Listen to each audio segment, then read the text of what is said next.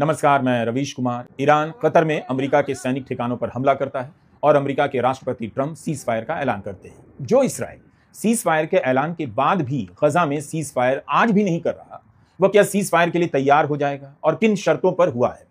आप cease fire का नाम लेकर हेडलाइन पर कब्जा कर रहे हैं और उसी समय में गजा पर हमला सीज फायर की घोषणाओं का मजाक भी उड़ा रहा है। तो इन बातों को ध्यान में रखते हुए शांति के नए मसीहा ट्रंप के सीज फायर के ऐलान को देखा जाना चाहिए। फिलहाल उनके ऐलान से यह तय करना मुश्किल हो गया है कि कतर के अल उदेद अमेरिका के सैनिक ठिकानों पर हमला करना बड़ी घटना है या ट्रंप का सीज फायर का ऐलान करना। सब इंतजार कर रहे थे कि ईरान ने कतर के दोहा के पास अमेरिका के सैनिक अड्डे पर हमला किया है, तो इसके बाद अमेरिका ईरान पर भयंकर जवाबी हमला करेगा और फिर उसके बाद ईरान का बचना मुश्किल हो जाएगा। लेकिन ट्रंप सीज फायर और युद्ध की समाप्ति की भाषा बोलने लग गए। क्या वाकई सीज फायर हो जाएगा, युद्ध का अंत हो जाएगा? मगर 3 घंटे भी नहीं बीते और खबर आने लगी कि युद्ध विराम का उल्लंघन हो गया है। इसराइल ने आरोप लगाया कि ईरान द्वारा मिसाइलें दागी गईं जो हाइफा की तरफ आईं, इन्हें इंटरसेप्ट कर लिया गया है, मगर यह भी कहा कि इसराइल इस हमले का कड़ा जवाब देगा। दूसरी तरफ ईरान के विदेश मंत्री बयान दे चुके हैं कि हमने युद्ध विराम के शुरू होने से पहले के आखिरी मिनट तक हमला किया, यानी इसके बाद नहीं किया है। ट्रंप इस मामले में कमाल के लगते हैं। भारत और पाकिस्तान के बीच सीज फायर की घोषणा भी सबसे पहले उन्होंने की। अब ईरान इसराइल के बीच सीज फायर की घोषणा भी वही कर रहे हैं।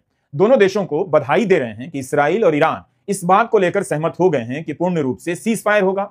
अभी से 6 घंटे के बाद ईरान और इसराइल धीरे धीरे हमला कम करेंगे और 12 घंटे होते होते युद्ध को समाप्त मान लिया जाएगा। ईरान आधिकारिक रूप से युद्ध विराम शुरू करेगा और 24 घंटे के बाद 12 दिन की इस लड़ाई का आधिकारिक अंत हो जाएगा। दुनिया इसे सलाम करेगी। 12 घंटे में युद्ध विराम तो नहीं हुआ, ईरान और इसराइल एक दूसरे पर भीषण हमला कर रहे हैं, ऐसी खबरें आ रही। लेकिन ट्रंप ने सीज फायर को लेकर 3 बार बयान दे दिया है। अपने दूसरे बयान में ट्रंप ने कहा है कि ईरान और इसराइल उनके पास युद्ध विराम के लिए आए थे। मंगलवार सुबह ट्रंप ने लिखा है, इसराइल और ईरान दोनों लगभग एक साथ मेरे पास आए और कहा कि उन्हें शांति चाहिए। मुझे तभी समझ आ गया कि अब समय आ गया है। दुनिया और मध्य पूर्व ही असली विजेता हैं। दोनों देशों को अपने भविष्य में अपार प्रेम, शांति और समृद्धि देखने को मिलेगी।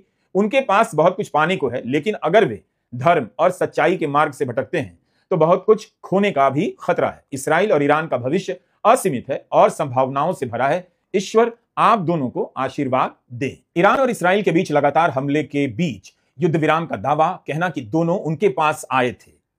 क्या नेतन्याहू भी गए थे? ट्रंप के बयान को नाटकीयता भी प्रदान करता तो है, लेकिन विश्वसनीयता की चमक थोड़ी फीकी भी कर देता है। तब भी दोनों का अमेरिका के पास जाना बहुत कुछ जानने के लिए बेचैन करता है।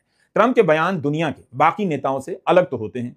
6 घंटे में हमला कम होगा, 12 घंटे में सीज फायर होगा और 24 घंटे में युद्ध समाप्त हो जाएगा। कुछ लोगों को इस बात का भी संदेह है, कहीं ऐसा तो नहीं कि ईरान में सत्ता परिवर्तन हो चुका है। अगर ट्रंप ने ईरान और इसराइल दोनों को बधाई दी है तो इसका कुछ तो मतलब है। उन्होंने कहा है कि दोनों के धीरज, साहस और बुद्धिमत्ता की भी तारीफ होनी चाहिए। इस युद्ध का एक नाम भी दिया, 12 डेज वॉर, 12 दिनों का युद्ध जो वर्षों चल सकता था, पूरे मध्य पूर्व को नष्ट कर सकता था। लेकिन ऐसा नहीं हुआ और ऐसा कभी नहीं होगा। ईश्वर इसराइल का भला करे, ईश्वर ईरान का भला करे, मध्य पूर्व का भला करे, ईश्वर अमेरिका का भला करे और ईश्वर दुनिया का भी भला करे।